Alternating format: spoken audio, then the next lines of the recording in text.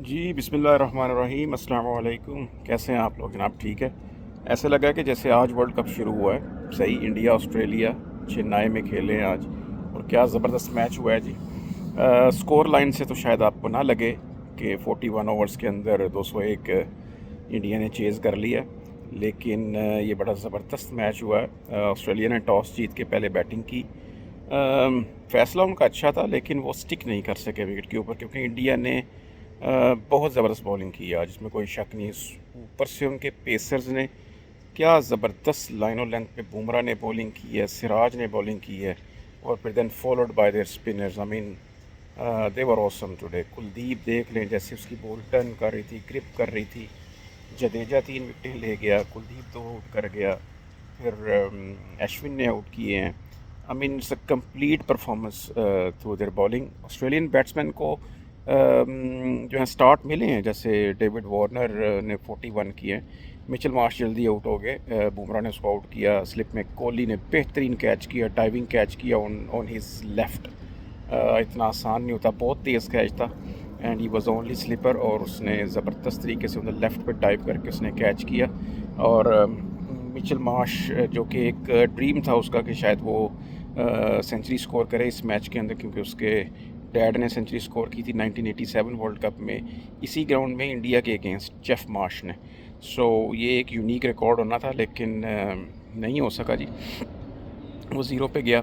और उसके बाद एक अच्छी पार्टनरशिप की डेविड वार्नर ने, और साथ में स्टीवन स्मिथ ने। अच्छे लग रहे थे, ज़बरदस्त खेल रहे थे, लेकिन फिर इंडिया ने जी स्ट्राइक बैक किया, कुलदीप को लेके आए, उसने आके डेविड वार्नर को आउट किया। और फिर जब इनकी तीसरी विकेट गिरी है, उसके बाद फिर इनकी लाइन लग गई है एकदम से। इनकी जो है ना वो सक्सेशन के अंदर विकेटें गिरी हैं। स्टीवन स्मिथ गया, उसने बोल्ड कर दिया जडेजा ने उसको, साथ ही लबू शेंग जो वो स्वीप मारता हुआ जो कॉट एंड हो गया। उसी ओवर के अंदर फिर एलेक्स कैरी भी एलबीडब्ल्यू हो गया ज़ीरो पे। सो ऑस्ट्रेलिया जो है ना, जो उनका टारगेट था मेरे हिसाब में, वो they were looking about more than 250, 250 से 280 के दरमियान वो रन स्कोर करना चाहते थे, और इतने की पिच थी भी ये। चाहे वो टर्न कर रहा था, लेकिन जो बैट्समैन सेट हो जाते थे उसके लिए स्कोर करना आसान था। लेकिन रॉन्ग वक्त के ऊपर विकेटें लूज़ करते रहे ऑस्ट्रेलियंस, और जिसकी फिर उनको प्राइस पे करनी पड़ी। 46 किया स्टीवन स्मिथ ने, 41 डेविड वार्नर ने किया। मैक्सवेल की जो विकेट है वो बड़ी क्रूशल थी, उसको वहाँ पे आउट नहीं होना चाहिए था, जो जिस बॉल पे आउट हुआ कुलदीप की। अगले ही गेम ओवर में फिर वो कैमरन ग्रीन भी आउट हो गया। सो 15 रन किए मैक्सवेल ने, और 15 ही स्कोर किया पैट कमिंस ने। नीचे से आकर छोटी सी एक इनिंग खेली है उसने। मिचेल स्टार्क ने 28, और एक रिस्पेक्टेबल स्कोर तक ऑस्ट्रेलिया को ले गए। हाफ वे स्टेज तो ऐसे लग रहा था कि जैसे इंडिया जो है वो क्रूज़ लॉन्ग करेगा और ये फिनिश कर देगा मैच विद इन 30 ओवर्स।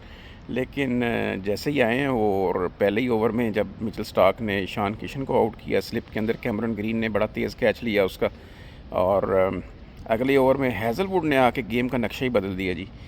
जो उसने दूसरी बॉल करवाई है रोहित शर्मा को, बहुत ही ज़बरदस्त बॉल थी वो। पड़ने के बाद सीम किया अंदर बॉल, और सीधा पैड पे खाया है शर्मा ने, और अंपायर ने आउट दे दिया, क्योंकि वो अंपायर कॉल थी, रिव्यू लेने पे भी वो आउट ही रहा। बट ज़बरदस्त बॉलिंग थी वो। मैं समझता हूँ कि वो बॉल ही थी जो मतलब जितनी की वो बॉल सीम हुआ उस वजह से शर्मा आउट हो गया, अदरवाइज़ वो मूड में नहीं था कि वो आउट होता। Is too good a batsman. लेकिन शर सैयद जो है उसने बड़ी गंदी शॉट खेली है। उसी ओवर के अंदर उसने कैच दे दिया वार्नर को। कोई तुक नहीं बनता था वो शॉट खेलने का। आपका 2 पे 2 हैं, और आप इतनी रैकलेस शॉट खेल रहे हैं। नंबर 4 पे आप बैटिंग कर रहे हैं, आपको पीछे भी प्लेयर बैठे पड़े हुए हैं बाहर अभी, तो वो वहाँ पे बिल्कुल शॉट खेलने वाला नहीं था जो उसने खेला, जिसकी वजह से इंडिया बहुत प्रेशर में आ चुका हुआ था।